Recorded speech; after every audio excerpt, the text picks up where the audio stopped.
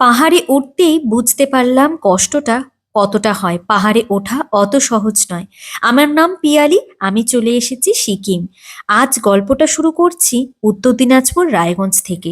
মোটামুটি শিলিগুড়ি পার করতেই আমাদের যাত্রার নতুন সঙ্গী তিস্তা নদী। তিস্তার এই অপার প্রাকৃতিক সৌন্দর্য উপভোগ করতে করতে পাহাড়ে পৌঁছে গিয়েছি এবং অর্ডার করলাম গরম গরম পাহাড়ি মোমো এবং 1 কাপ কফি। বিশ্বাস করো, এক কামড়েই বুঝতে পারলাম এই স্বাদের জন্যই বারে বারে সকলে ছুটে আসে পাহাড়ে। আর হ্যাঁ, পাহাড় মানে শুধু খাবারের কথা বলবো তাই কিন্তু নয়।